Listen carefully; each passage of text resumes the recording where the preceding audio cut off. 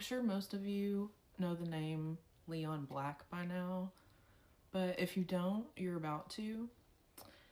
He's all over the Epstein files, so I decided to look a little further into him, and I ran across a court document that was a complaint filed by the victim.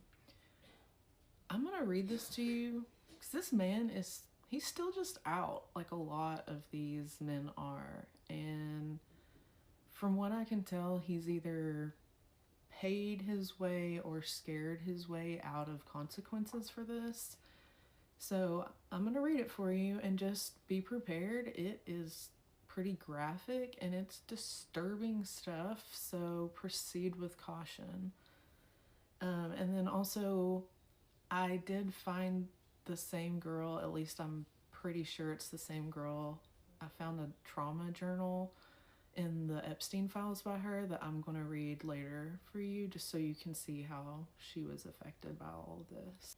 This document's pretty long, so I'm not going to read the entire thing, because it's about 19 pages, but I'm going to read the part that talks about her experience with Leon Black, and then I'll probably go back at some point and make a video of the whole thing.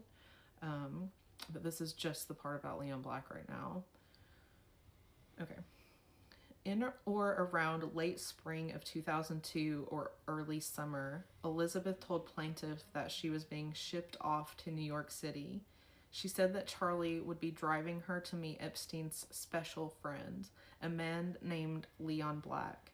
Elizabeth emphasized that Leon Black was a very important and special person to Jeffrey, and she threatened plaintiff that she better receive a good report, and that plaintiff was a good girl for Jeffrey and his important special friend. Charlie drove plaintiff to Epstein's New York City townhouse. There she was summoned to Epstein. She found him standing with a huge older man. Black is 6'4" and about 300 pounds. The two men appeared to be having a conversation. Epstein introduced plaintiff to Leon Black using his full name and told her that Black was important and special to Epstein. Plaintiff was struck by Black's immense size.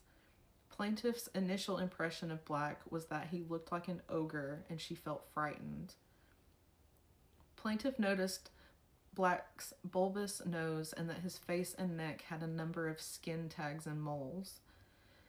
Epstein told plaintiff that because she was his special girl, he had selected her specifically to give his special friend, Black, a massage. Epstein told plaintiff that she was to give Black the same kind of massage treatment that she gives Epstein, meaning that it would involve sexual intercourse and she was expected to strip naked. Black took plaintiff by her hand, squeezing it so hard that she thought she might have broken bones, and led her upstairs to a massage room on the 3rd floor of the townhouse. She had been in the room with Epstein on her prior stay at the townhouse. In the room there were a variety of oils and adult sex toys next to the massage table.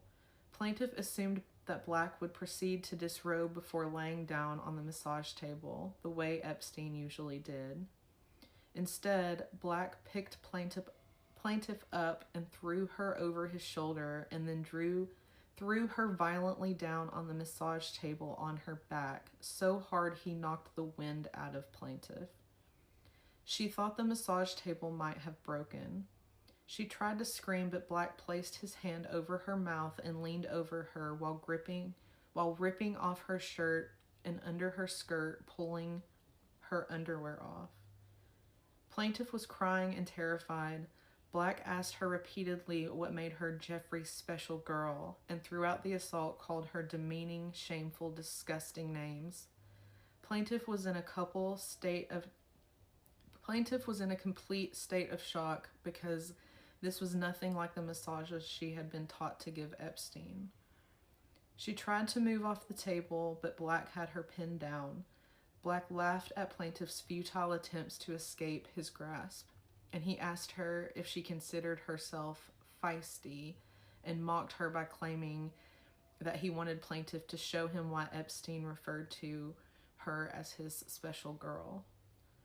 Plaintiff could not see, but rather heard Black rummaging among the adult toys nearby, and he roughly snapped her legs apart, causing plaintiff to feel as if her pelvic bone had been broken. Using the adult toys, Black then penetrated plaintiff simultaneously in both her vagina and rectum, using such force that plaintiff felt tearing in her internal tissue. When plaintiff screamed out in agony, Black again covered her mouth with one of his hands. Plaintiff was crying still when Black placed his mouth on her vaginal area. At this point, plaintiff realized that struggling would be useless given how much stronger and physically more massive Black was, and instead pleaded with Black to stop as she sobbed. She felt a sharp pain in her vagina, like a hard pinch. She let out a scream. At the scream, Black lifted his head out from under her skirt, and she saw blood on his mouth, and she panicked and kicked him with her right leg. Her kick landed on his chest, and while it likely did not hurt him, he was enraged that she struck out at him, and he began viciously cursing her. He called her a whore and a slut and picked plaintiff up off the massage table and threw her on the floor. Once on the floor, plaintiff attempted to scramble towards the door, but Black instead grabbed her legs, pulled plaintiff towards him, and she saw blood on the floor, which likely was from her rectum. Black got on top of her.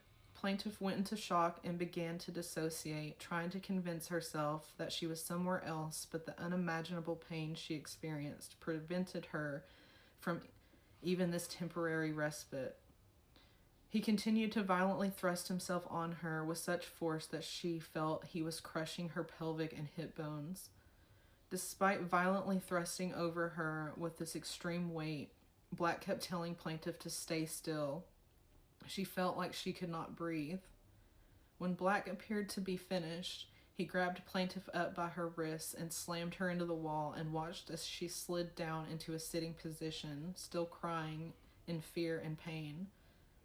After what seemed like a long time to plaintiff, Epstein came in and found her still against the wall and crying. Plaintiff begged Epstein to take her to a doctor because she was in physical agony and was continuing to bleed, but he refused, instead telling her that Maxwell would take care of her. Epstein summarily handed her towels to clean herself up. He then took her down to the second floor of the townhouse and told her to wait in a chair.